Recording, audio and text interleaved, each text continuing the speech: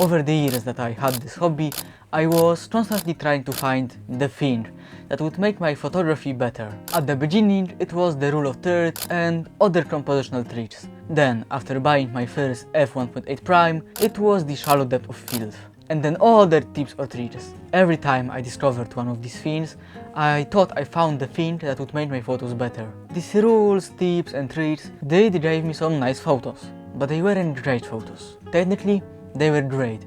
You couldn't really complain about it, but they felt empty, generic, or even at times boring. It was as if they were lacking something. But I couldn't pinpoint it, and every single time I would look for tips and tricks to help with it. But I never found any, at least until now. Or more specifically, the last couple of months. Stuff like that is hard to pinpoint, okay? But anyway, what was the magical thing I found? What was the thing that, at least in my eyes, made me a better photographer? A mindset change. And I know it's not really an answer that a lot of people might like. It's not a hard rule that you can just follow. But this is kind of the point. There is no rule or trick that will suddenly make you into a better photographer. But to explain what I mean by that, we have to go back a little. Learn the rules and break them later. This saying is thought about very often when talking about photography. But most beginners, including me for the longest time, didn't know how to do this. Because when are you supposed to break the rules? And how are you supposed to do that? Because it's very easy to take an honestly shit photo if you ignore all the rules. Technical or compositional, doesn't matter. And the reason for that is pretty simple. A lot of beginner photographers simply don't have the instinct that a lot of more experienced ones do. I'm talking about the one when you can just look at the scene and instinctively know what composition will work. And since it takes time to develop, often when a beginner photographer tries something different, the results are less than good. But it doesn't mean they shouldn't try. If you don't do that, you won't learn how to do this later. Another big problem is the fact that an average person simply doesn't care about the more creative parts of photography.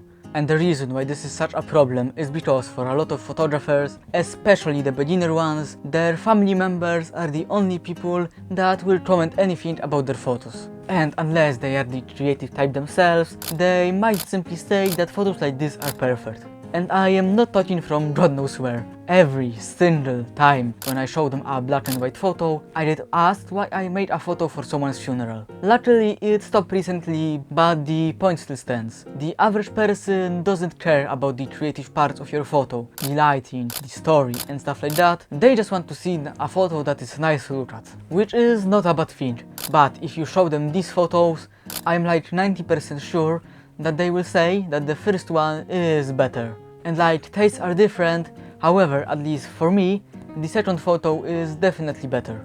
This is not to say that they have horrible tastes though. Nice photos are, well, nice, but they aren't really that great. And the truth is that there are a lot, and I mean a lot of people that can take nice photos. But there is only one you. At least I hope so. And I don't really think there is a reason to be in the a lot part. It's the best to just take photos of what you want and however you want, with no rules necessary. And you really shouldn't be going as backwards just because someone likes this style over another. Because why would someone choose you to photograph anything if you just shoot like everyone else? If you are doing what everyone else is doing, you are going to fail. Either professionally or, most importantly, at least for me, creatively. Because why would someone choose you if you shoot like everyone else? Why would someone follow you on your preferred social media if you shoot like everyone else? They wouldn't, at least not specifically for you.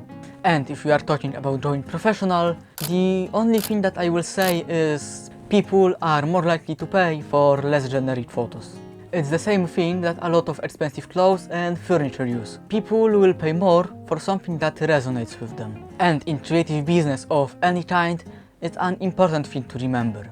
But okay, but what now? Well, try different things. It doesn't matter if you are photographing for years or just starting out. Trying a new genre or shooting style will make you, and therefore your style, grow. sometimes in unexpected ways. For example, I only started to like harsh light recently. However, there is a trap that a lot of beginner photographers fall into, and it's trying to force themselves to have a style. And I am not saying that they, or anyone else for that matter, shouldn't have one. But shooting everything with the same composition, settings and editing is not a style, it's an imitation of one. Style is constantly developing thing.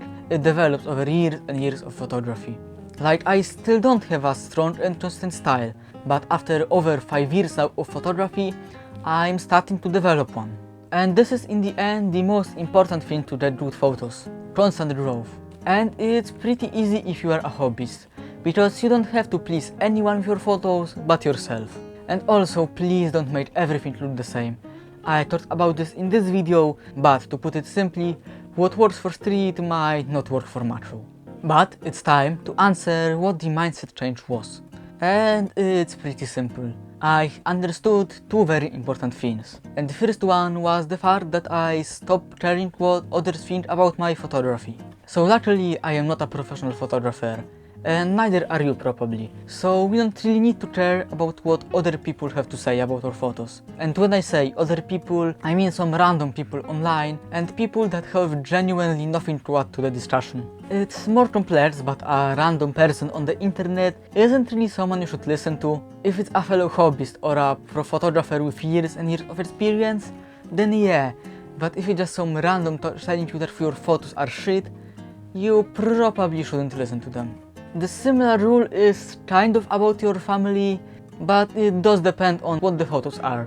For the more creative photos, they might not be the best people to talk about, but when it comes to family photos, listen to them because they are the main audience for that. And going very smoothly to the second thing that I learned that I still have a lot to learn, which sounds kind of weird, but let me explain. For years, I knew that I was a beginner photographer, but I constantly thought that if I find this one trick, one rule, that I will become a great photographer. And it took a couple of years to understand that there is no rule or trick that will make you a better photographer.